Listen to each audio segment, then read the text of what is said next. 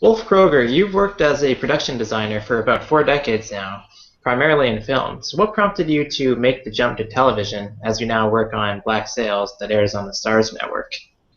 Oh, well, it's just a sheer was offered to me, so it was wherever the money comes from. It didn't make any difference to me if it was film or television. I did television. I started off in television a long time ago in Sydney, Australia. So I have some recollection of it, but of course, since then I hadn't done any more of that kind of stuff. But what interested me more, not so much what medium it was the subject matter. Pirates and the whole thing, ships. So it was quite exciting to do something like that, I thought. Okay.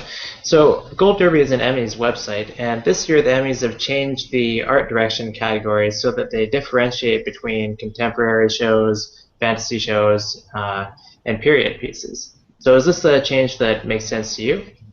I don't know. I can't answer that question because I wouldn't know what the hell you're talking about. Okay. Uh, No, really. I mean, it's an award thing, right? We're talking about here.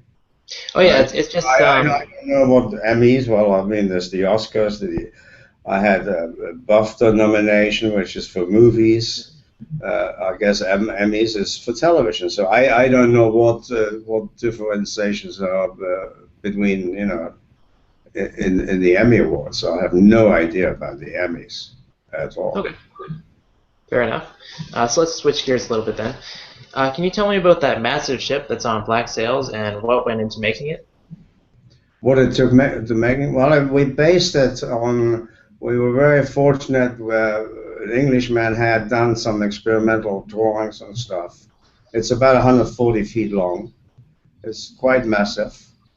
Uh, we built a full-size ship on land, and we built a half-size ship in the tank, so we could maneuver them around in different ways. And also, it was changed over into different other ships for the show. It was all built there. We built it from scratch. We had really good experts to do all the rigging work, which is always very, very difficult. We brought in some people from England for that.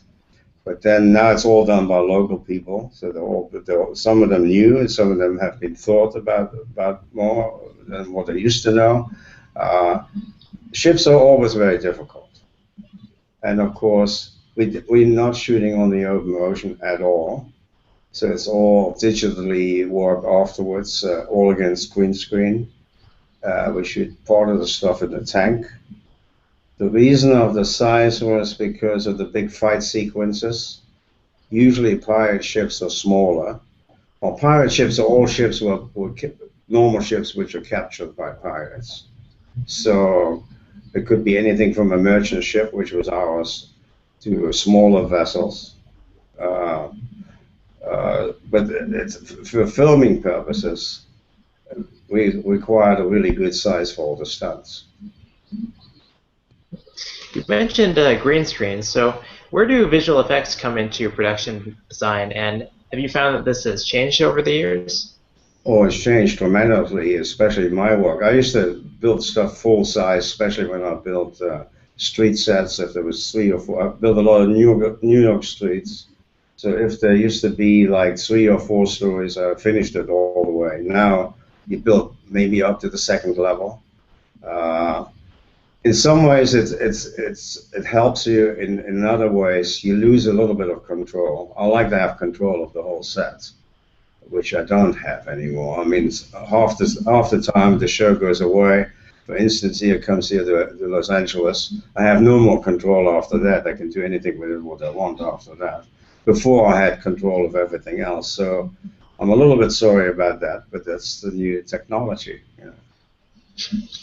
So as I say, it has its advantages. Obviously, it would have been very hard to do this kind of show with all the ships and everything without visual effects. All the sequences on the ocean and all the water and all the wind and whatever you use was not possible in those days. I mean, it was all very restricted on a stage, or you had to go out on the open ocean, which of course is very difficult. So do you have any rules on black sails that you've set for yourself? Even simple things like not showing a certain color? Not showing a certain color. Well, I had about 50 people telling me what colors things should be. You always have a lot of experts outside your department. But as a whole, my rule, well, first of all, since it was a TV show and I wasn't used to it, I thought the best way to do this was to approach it like a movie, which I did, and that was the best way to do it, because movies and television have come very close together now. Technically, I mean, it's all digital stuff, so there isn't that much difference anymore. Most of the differences, or maybe, is the time you have more time on a movie. You have more money, maybe, but then you never have enough time or money anyway. So anyway, it's all the same now. It's all become very, very close, and TV shows are very good quality now, I think, and hopefully so is ours. Yeah. How does the budget come into play? Like, are there things that are in the script that you're ever unable to do, or you have to make compromises for? Well, you always have to make compromises. I mean, in the end, you have to make it work. So you get. I usually start off, obviously, with sitting, breaking down the script, sitting down with all the people involved, which is, of course, director. On the TV show, we had 5 different directors, which is a little bit difficult in movies because each one has their own way things want to look. But they come in so late, they actually don't have that much to say anymore. It was all done in the beginning with the showrunner. So you break all this down, then I'll always do rough sketches. So I develop all my work through my drawings. Then we build models. Then you sit down with the different people in all the different departments.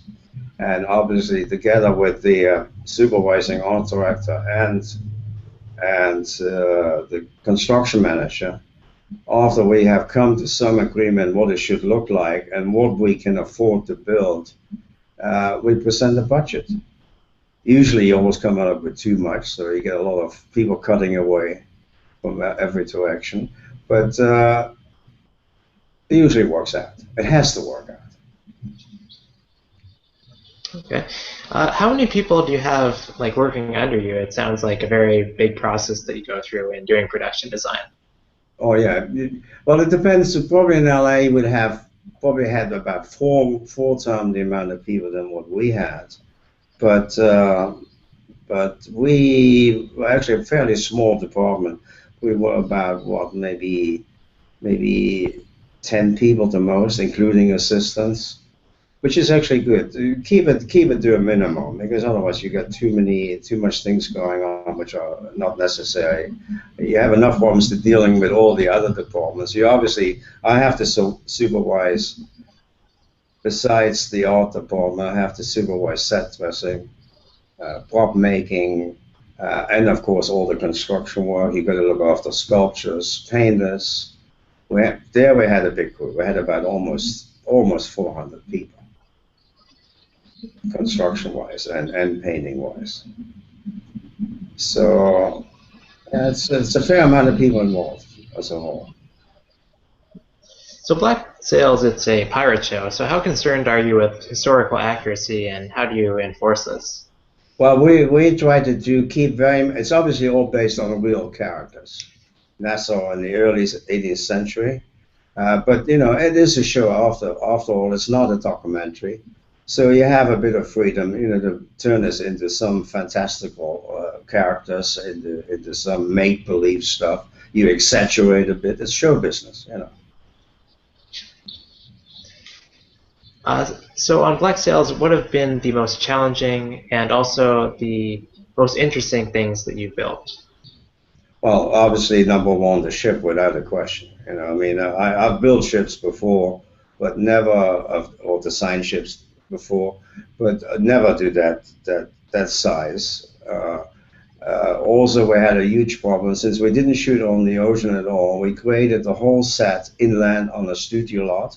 We even built the beach, the whole beach, what you see in the show, all the water was all created next to a tank. We used the service tank for the big tank to build the beach. So we brought in tons and hundreds of tons of sand and everything else to get the right color, to get the right feeling. So it was all created. Everything you see in this show is not shot on a location. Well, except for a few exceptions, it's shot on a studio backlot. We brought in the trees, all the greens work was done. It's even better now in the second season since everything has grown like crazy, which was the whole idea. But Bahamas being representing the hot and humidity, the hot climate. Anyway, so this was all a big challenge, but it was exciting. I hate to go on locations because it's usually too boring for me. But these are sets in Cape Town, aren't they? Pardon?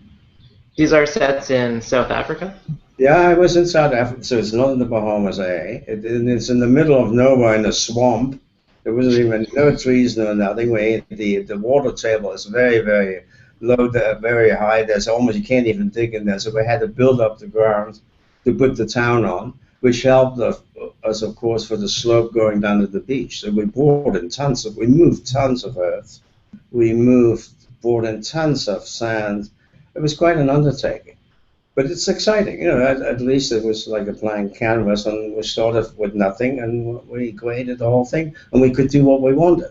And obviously you can't go on locations half the time, because you can't shoot on the beaches, environmental reasons, or safety reasons, or maybe the wind is too strong, and the high tide and the low tide.